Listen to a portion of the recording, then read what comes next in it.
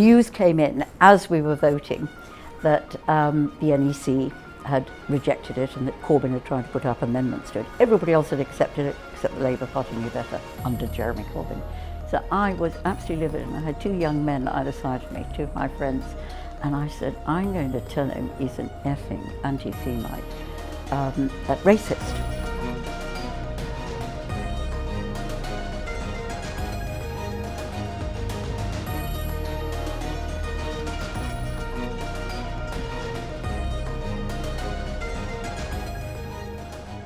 Dame Margaret Hodge, welcome to your exit interview. A chance for us both to learn what you could have done better.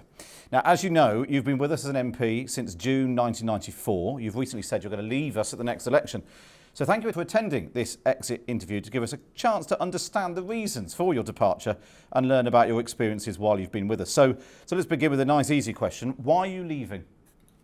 I think the real question is, why have I stayed so long? Because I've actually been, it's a shocking statistic, but I have been an elected representative this year for 50 years, because I did 20 years in local government as a local authority councillor and leader, and then came into Parliament. And if I tell you why I went into politics in the first place, is that I used to do international research. And when I started having babies, many moons ago, in those days you were expected to stay at home with your baby for the first 4 or 5 years of the child's life, and I thought that's what I wanted to do, and got, after 6 weeks, really bored. Although I love my children, I've had 4 and I've got 12 grandchildren, so they're a good thing, but I got really bored. And then a friend of mine, who was actually Caldor's daughter, Caldor was one of the advisors to Harold Wilson at the time, said to me, Margaret, go on the council, it'll keep you sane whilst you're changing nappies. So I thought, okay, a few years on the council whilst I'm going through this period of my life would be a good thing. But politics is a sort of drug. And I stayed, and I never really wanted to go to Westminster either. I always thought it was a rather pompous place to be. And I'm a doer, I like to get things done. But you know, I'd done 20 years, I did 20 years in local politics. In '92, after Labour had lost its 4th general election, I thought, I've had enough of this. Went into a job with PricewaterhouseCoopers, actually, because I thought I was seen as loony left, and I wanted to show that actually I had a little bit of capability around me. So I thought a spell there would enable me then to move on to something else. And I'd always thought, if I really want to, there's this seat in East London, which is not very far from where I live, and I thought I might do that. If it came up, I thought she would retire, and then she died, and I'll never forget the night that Joe Richardson died. And I came home, and we live on a house with stairs, and there were all these post-it notes all up the banisters saying, Margaret, you've got to go for it, you've got to go for it. And I remember my heart sinking and thinking, oh my God, I've really got to decide now. And then I thought, if I miss this opportunity, I'll kick myself. So I went for it, got elected, was going to do it only for 10 years, and here we are. Done it nearly getting on for 30 years. I think it's time for me to do the other things I want to do with my life.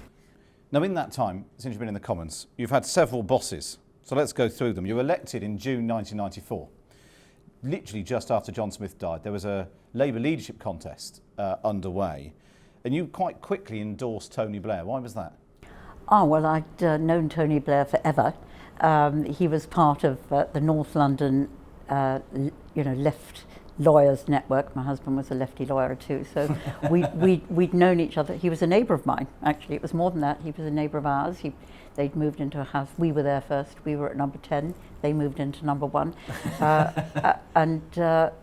So I always thought, by then, they were two incredibly talented, able politicians, both Tony Blair and Gordon Brown.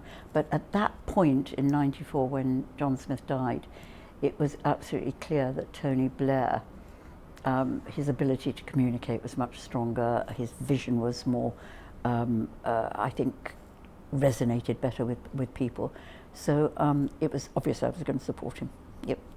And what was it like at that point in 1994? Like you said, 3 decades ago now, but all the polls suggesting after a long period of Tory government that Labour were on the cusp of power.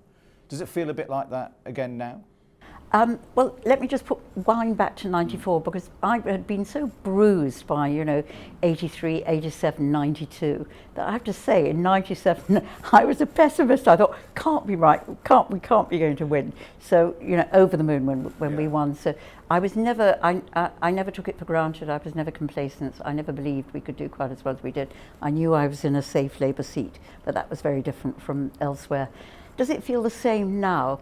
I think what it feels now is it's there for the taking. But there's a fantastic mountain to climb. We did so badly in 2019. Very different from how we performed in 1992 in the run-up to 97. It was sort of one more heave. That was John Smith's sort of view of how Labour would come to power. I think Tony Blair's reform helped us stay in power for 3 successful general elections. But this time round, we've really got that mountain to climb. It seems a heck of a lot.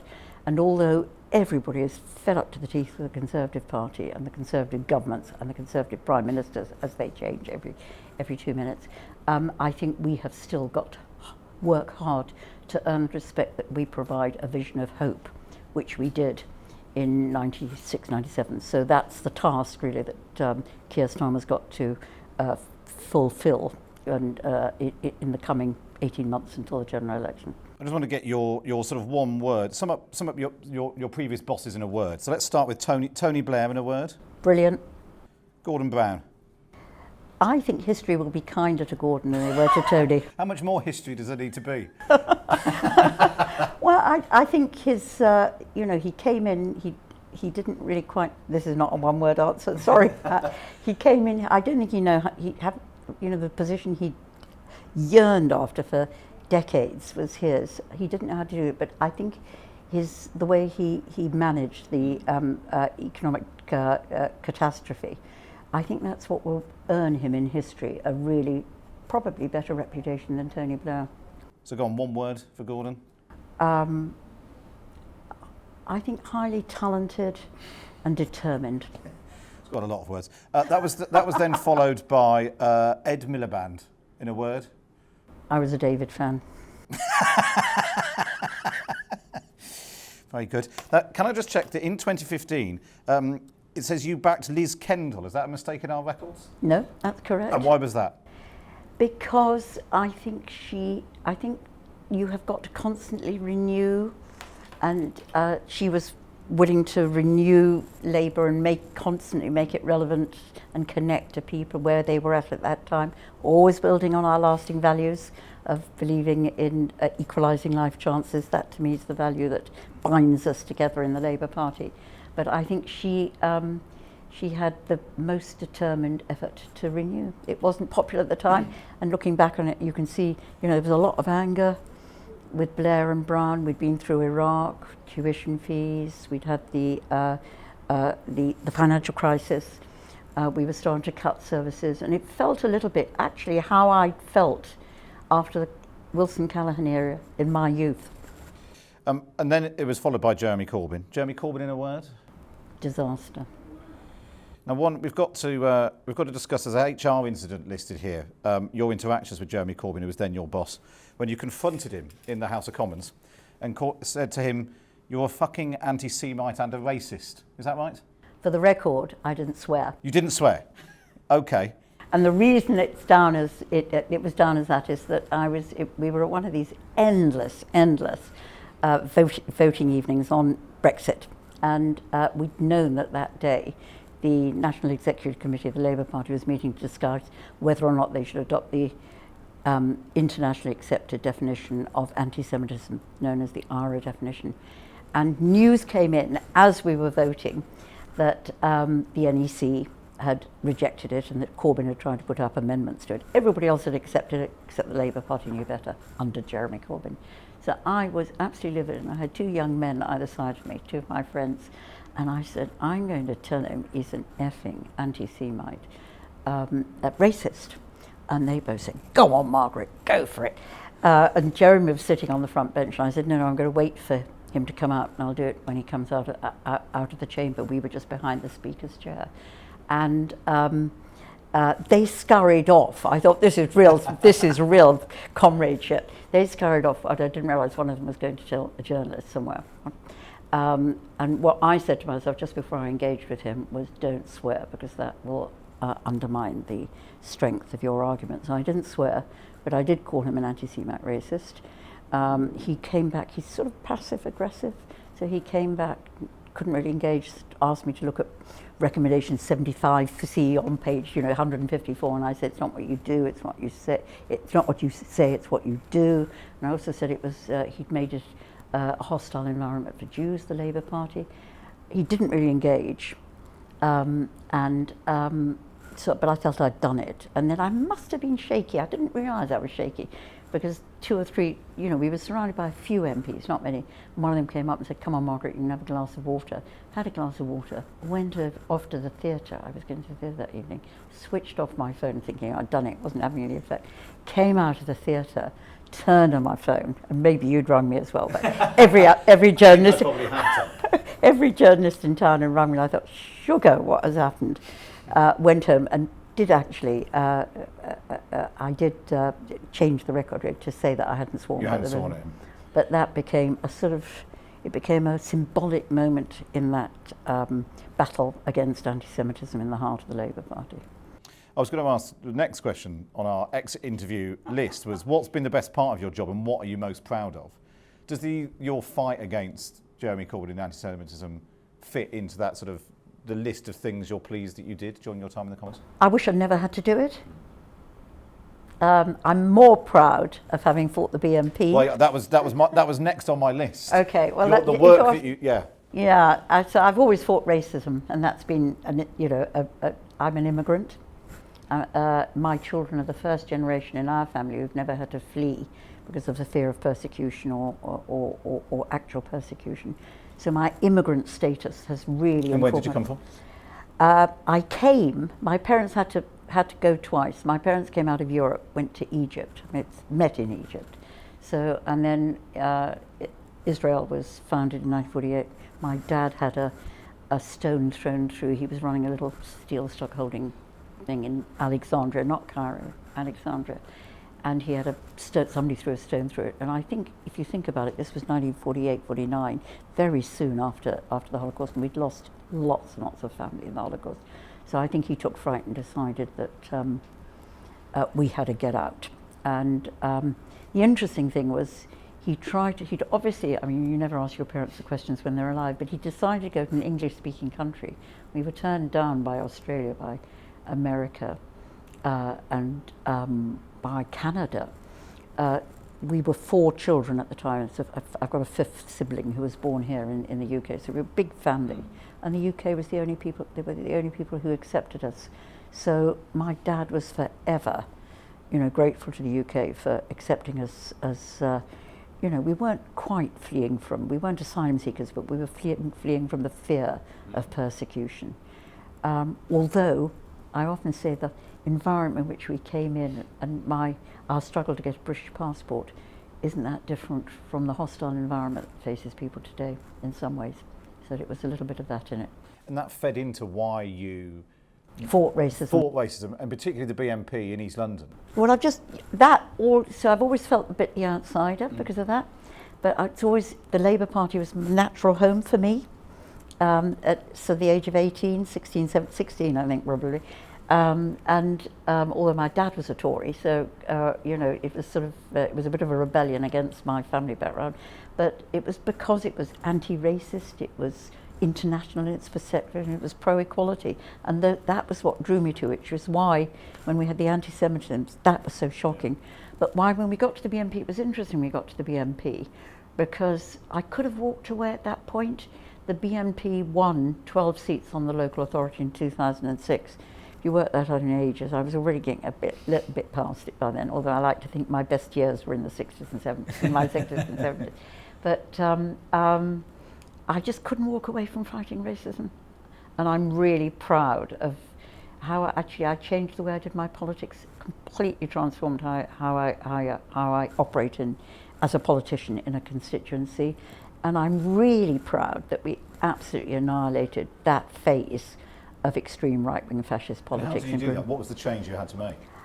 Everything I did was about, did it help me reconnect with my voters? Because it was a protest vote against the Labour Party, really. You know, we got a Tammany Hall, inward-looking Labour Party, taking the vote for granted. They were used to not counting the votes in, weighing the votes in for Labour in those days.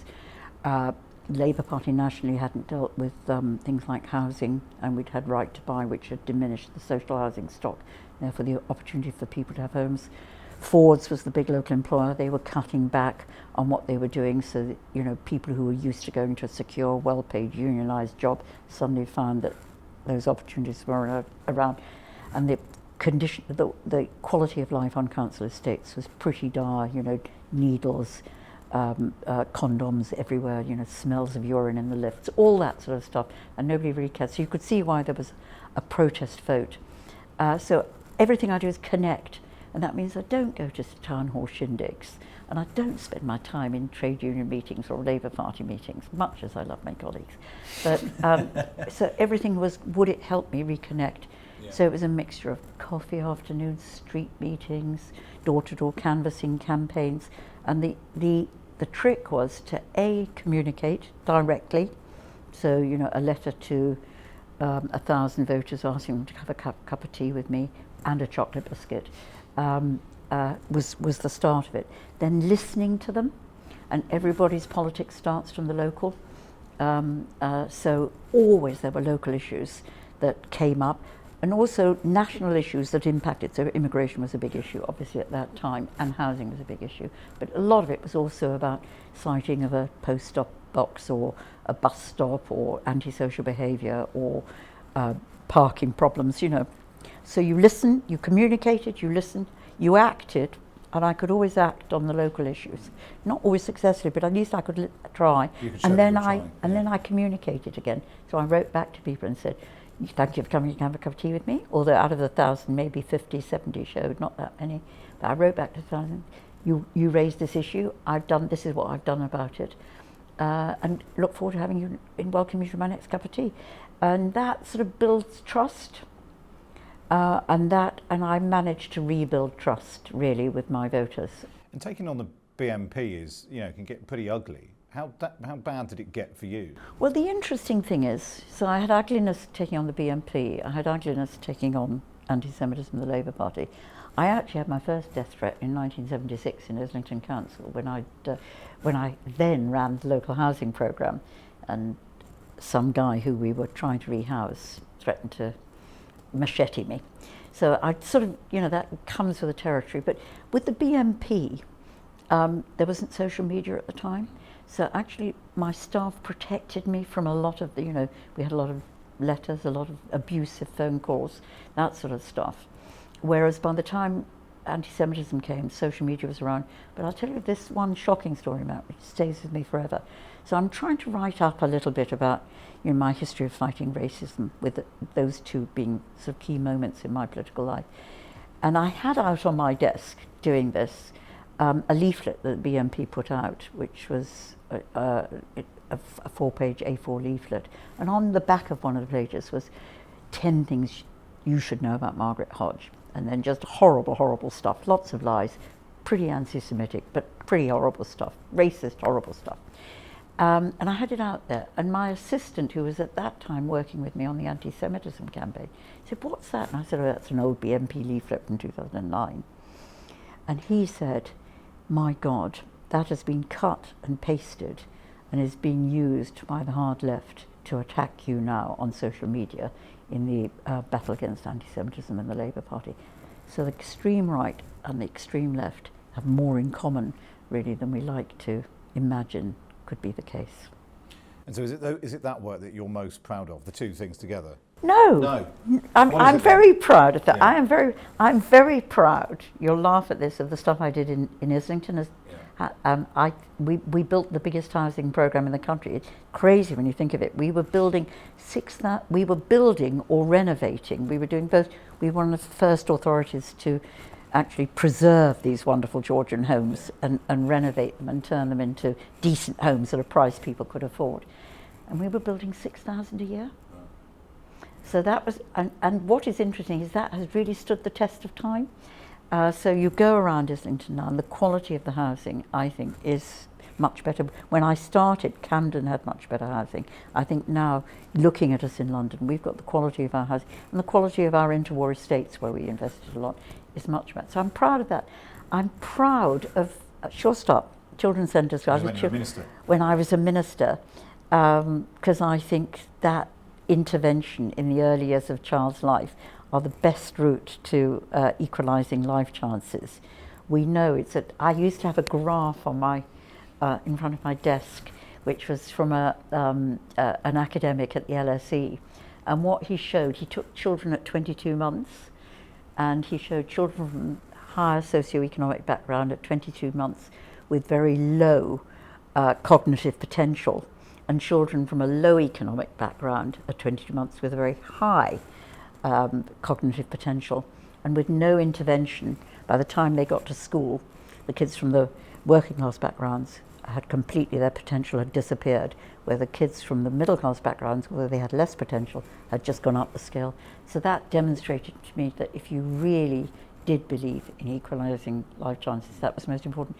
I'll tell you the thing that is depressing about that is I used to go round the country, because I was the first children's minister, so I developed I did the nursery education offer, the Sure Start offer, and the children's centres offers, all those things. I used to go around the country saying, this is a new frontier of the welfare state, because I believed it.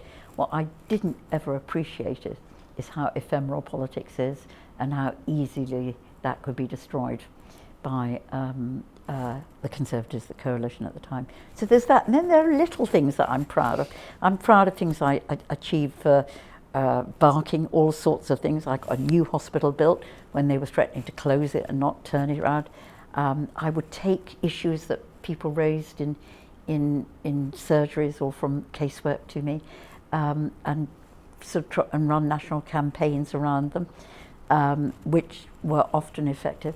And then there was another little thing which I was really proud of, is when I was culture minister, that I arrived in that job, and you're given your portfolio, and one of the things was you're allowed to do all the appointments to the things like the Tate Gallery and all the British Museum and all these wonderful, wonderful places. And only a quarter of the appointments went to women. So as a lifelong feminist, I said, this isn't good enough. And what we did was we just developed a list of potential women. There's loads of women who, I think we had a list of about 500 people that they could appoint. And within a year, we transformed that so that it was nearly half of the people were appointed. And then, of course, this is because I've been an MP forever, so you're going to have to shut me up, Matt. My time as Public Accounts Committee Chair, well, I think was going to ask about that. Yeah. Because you were the sort of the scourge of the tax dodgers. You'd haul them into the committee and shout at them. And you were very good at doing that. Did you change enough? Are more companies paying tax in the UK now than did before you started haranguing? Interesting enough, I did that job after I'd won the election against the BNP, and that really informed the way I did it, because I was constantly thinking, what would the good burghers of Barking and Dagenham want me to ask? And you tend to get professionals appearing before you, they hide behind technocratic language, and I'm probably old enough, so confident enough to say, I don't understand what that means. Will you say it just say it in words that anybody can understand? So there was quite a lot of that around it. Did I change the world enough? I think on tax, that's the area that I now focus on, dirty money and all that, and I've been on your programme and done that a couple of times. But I think what we transformed was when I started the work, literally I remember one academic saying to me, this is all too technical for you. You can't understand it, Margaret. And I thought, because tax belongs to all of us. We all pay it, and therefore we should all understand it and have a say in how it's raised and how it's spent. So I just wasn't prepared to accept that. And when I started, and it's not me alone, I think it's also civil society and the media, everybody came together, and other campaigners, tax campaigners. It was seen to be cool to avoid tax. You were a clever, cool person to avoid it. And the same went from corporate companies. I think that has changed. And I think that's no longer seen as cool. People hide their dirty money now. And but has enough changed? No, that's why I'm carrying That's on. why you're still going. Yeah. And Let's talk about some of the passionate about negatives. What part of the job or moment did you enjoy the least? I think when I was children's minister, and I felt really unfairly, my record in Islington in relation to children's homes was horribly misinterpreted. But it was a horrible period. When I remember the number 10 saying to me, I mean, there had been, it's very difficult to put into context, but when I was in Islington, it was my last period in Islington, Evening Standard ran a story about paedophiles in our children's homes. And it's difficult to go back to that era. But in that era, this is 1990, I don't think any of us really understood about paedophilia. Just don't think we did. And when they raised these issues, I raised them with the police, I raised them with social services, and they all said, nothing of this is happening.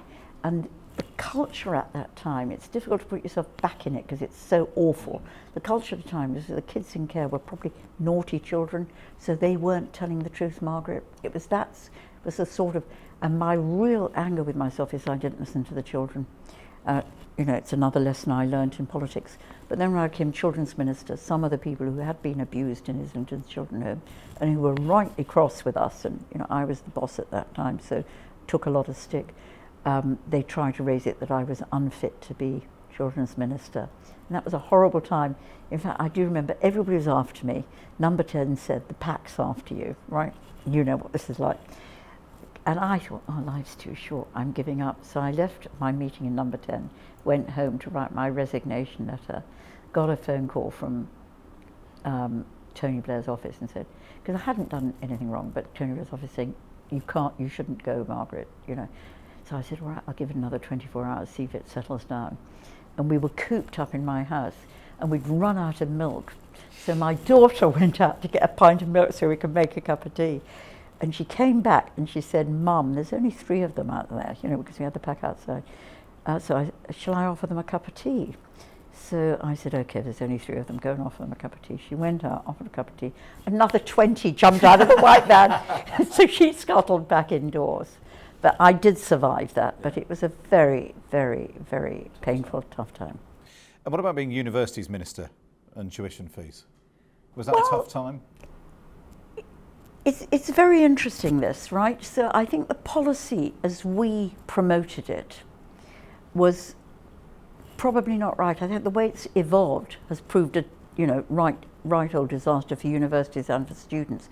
But at that time, put yourself back, the people who really went to university, and in fact it's true today, are middle class people. So all this government money was going in to support the middle class achieving at the higher education. And if you're a Labour Party socialist, democratic socialist, and you really want to transform people's life chances, you want the money in the early years when you really can change it. So I felt quite confident. I mean, I got a lot of stick for it, but I felt confident in the argument that we wanted to focus our money on transforming people's life chances, and that students from middle class backgrounds could get support from their families, and graduates would always earn more and therefore could contribute back to the state. What went wrong was that shift from it being a contribution to it being the funding of the total fee. And I now chair a university, and it is higher education finance is in dire straits. It's in a terrible mess. But the fee hasn't gone up since 2016. So actually, for most universities now, funding their domestic students, it costs them more than they get in the fee. So you then turn to international students, and really, are universities there to just earn the money to get international students, or are we there to provide a public service in our communities? Do you regret it? Was that a mistake, introducing tuition fees in the way that you did? I think the way we did, what we probably didn't understand, I mean, yeah, we should have gone for a graduate tax, right? And the reason we didn't go for a graduate tax was actually, even at that time when money was much more freely available, the investment up front was massive, and you only started getting the money back about 20 years down the line, literally on all the all the calculations that we were making, that's what it was showing. So it just didn't seem fair when you were trying, even at that time, money was never freely available. We wanted the money in early years, and a graduate tax, which actually Gordon wanted and Tony wanted to go for the tuition fee route. Graduate tax just didn't seem a viable option. Well, ironically, if you'd done it now, it'd be up and running and it would be working properly. Now it would be, Yeah. and now we're in a disaster area. And the other thing is that what has changed is all that funding of students used to be off budget. You know, it used to be outside the public expenditure envelope. It's now inside the public expenditure envelope. So it is costing us billions to fund an inadequately funded student tuition fee. Yeah, what a mess. Yeah. Dame Margaret Hodge, last couple of questions on your exit interview. Would you recommend your role to a friend? Yeah, I think it's very different. I think you've got to be tough. I think when people say to me, how do you manage it? I've managed down the years. I said to you, my first death threat was in 1976, when actually the result of getting that was I went back to smoking again, which I then gave up again. But that was my response to it at the time. I'll do it myself. Yeah, quite. That's true. So, but if you want to change the world, and if if you're driven to make the world a better place for your children, your grandchildren, and for people you care about, and if you want to create a more equal society, there is no better way than doing it than through politics. So the final question then, what are you going to do next? God, I just hope I've got enough life left. So on a personal level, I've got 4 kids, I've got 12 grandkids, I play the piano, I'm a culture vulture, I love travel, I love cooking, so I've got plenty of that. But I also chair a university, so I put my energy into that. I chair a theatre. I'm a visiting professor at King's College, so I want to do some more writing that I'll be able to do that. And I'm hoping to chair a charity in Barking to keep my links with Barking. Wow. So this definitely isn't retirement for Margaret Hodge. I don't think you ever retire if you want to carry on living. Dame Margaret Hodge, thanks so much for joining us on the Exit Interviews. Thank you.